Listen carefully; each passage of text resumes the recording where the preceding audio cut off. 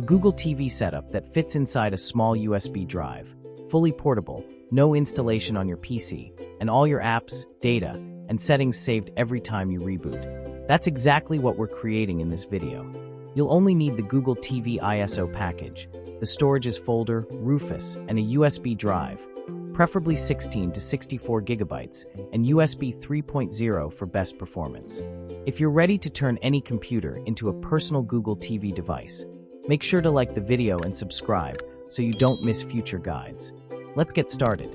All right, let's begin by getting the files ready. Download the Google TV package from the link in the description, then right-click it and choose Extract All. After extraction, you'll see two important things. The first is the Google TV ISO file, which is the actual operating system. The second is a folder named Storages, and inside that folder you'll find different data files like 4 gigabytes, 8 gigabytes, 16 gigabytes, 32 gigabytes, and 64 gigabytes. These files will act as the internal storage for your Google TV setup. Now it's time to prepare the USB with Rufus. Open Rufus and select your USB drive. If you're using an external SSD, make sure to turn on the List USB Hard Drives option so it appears in the list. Then click Select and choose the Google TV ISO file. You'll see a persistent storage slider. Move it all the way to the maximum so your apps and settings stay saved after every reboot. Choose GPT if your PC uses UEFI, and choose MBR if it's an older BIOS system. Once that's done, click Start, confirm the warning, and wait until Rufus finishes. USB 3.0 will make this faster, but USB 2.0 also works. When Rufus is done, we need to fix the storage limit.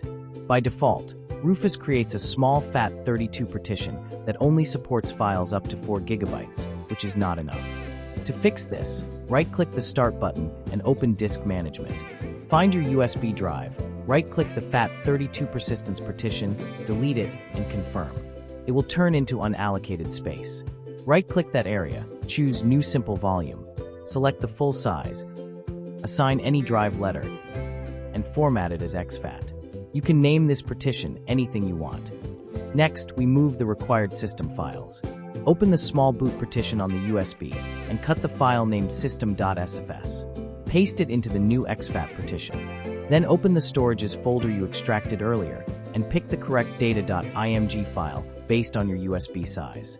Use the 8 gigabytes file for a 16 gigabytes USB, the 16 gigabytes file for a 32 gigabytes USB, and the 32 gigabytes file for a 64 gigabytes USB. Don't choose the biggest file because it won't work properly. Extract the one you need and copy data.img into the exFAT partition. This file becomes the internal storage for Google TV. If your PC refuses to boot from the USB, Secure Boot is most likely blocking it. Restart your PC, enter the BIOS or UEFI settings, go to the Boot or Security tab, find Secure Boot, turn it off, and save your changes. Now we can boot into Google TV. Restart your PC and open the boot menu. This is usually done with keys like F11, F12, ESC, F9, or delete depending on your device. Select your USB drive from the list. You'll see the Google TV boot menu with several kernel options. The normal kernel is for laptop screens, and the external display kernel is for HDMI or external monitors. If your screen goes black, simply choose a different kernel until it loads. Once Google TV starts, complete the setup. Select your language, connect to Wi-Fi or let Ethernet connect automatically. Sign in with your Google account and accept the prompts. When you see the option to choose Android TV, select that. The Google Assistant setup is optional. After setup, you'll land on the Google TV home screen. You can open the Play Store and install apps like YouTube, Netflix, and Hotstar. Because we added the larger data.img file, the system has plenty of internal storage. You can check it by going to Settings, then System, then Storage. To test performance, try opening YouTube and playing a 4K video. It should run smoothly on a USB 3.0 drive or an external SSD. If something doesn't work, here's a quick troubleshooting guide. If your USB doesn't show in the boot menu, try a different boot key or another USB port. If Secure Boot blocks it, disable Secure Boot in BIOS. If you get a black screen, pick another kernel option. If the data.img file won't copy, choose a smaller size. If the partition is still FAT32, reformat it as exFAT. If system.sfs is missing, copy it again into the exFAT partition. If Rufus doesn't show your USB, enable List USB hard drives.